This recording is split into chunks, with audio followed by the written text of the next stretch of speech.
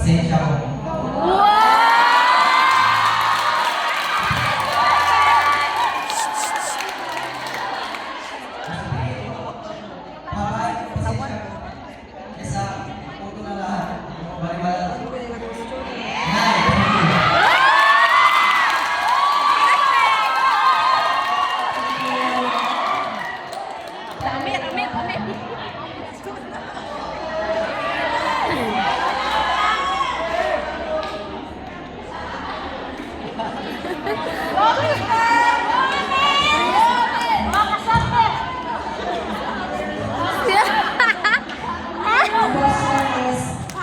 Anong superpower ang gusto mong meron sa trabaho?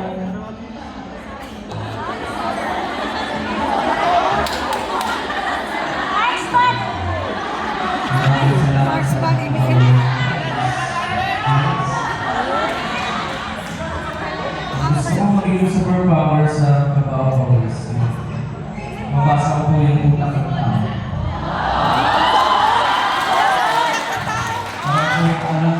Alam ko po yung bibili na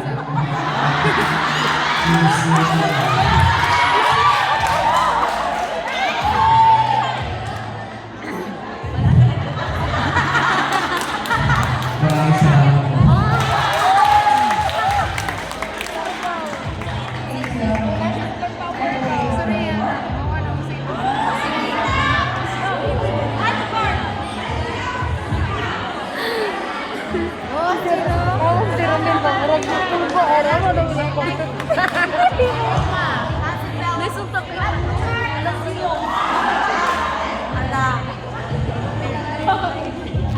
Your question is, pwede bang uminom ng Coke kapag coffee break? Maraming salamat. Bili-bili. Siyempre naman, kasi good choice naman iba na. Kahit ko favorite, good choice na as long as yung mahigit, as long as mahigit. Ano ba?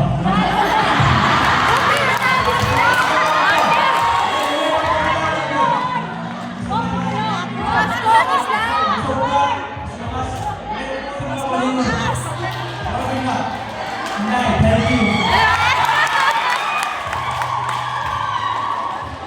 Thank you, Patrick. Now let's move to the ladies.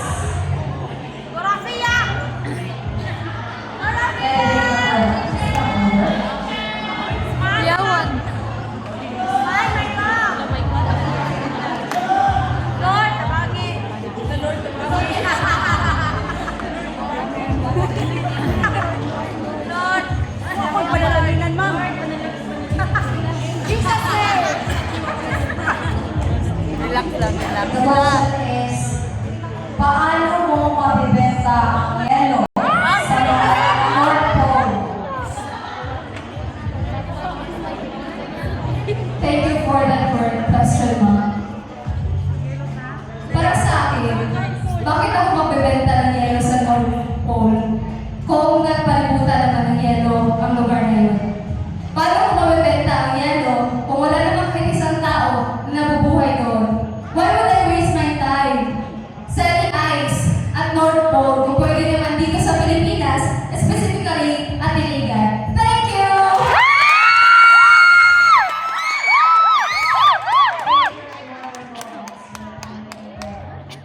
Please move forward, candidate number 2.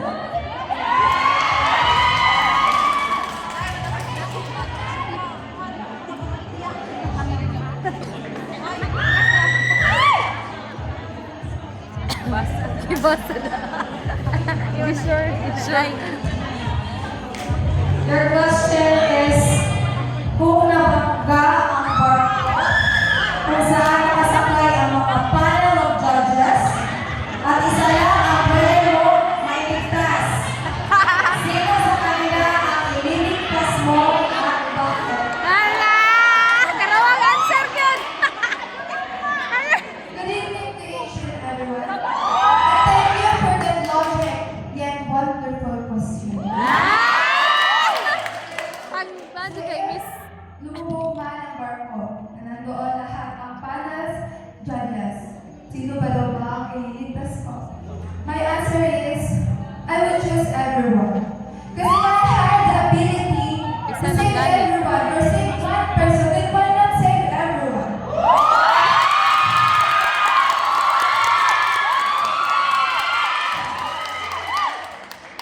Guys, there's no exception if you had the ability. Because kung kaya mo namang iligtas lahat, then why not?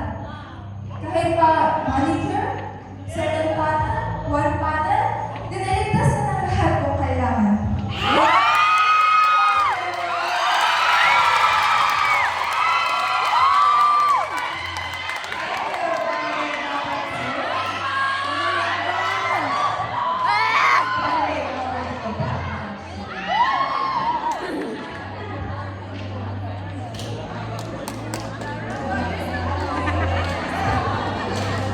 Ay, nagsisimula. The question is, kung hindi ka crush na crush mo, Oy! Oy! sino ang kailangan mag-adjust? Ikaw na lang mag-adjust. Ikaw, Nicole! Thank you for that one.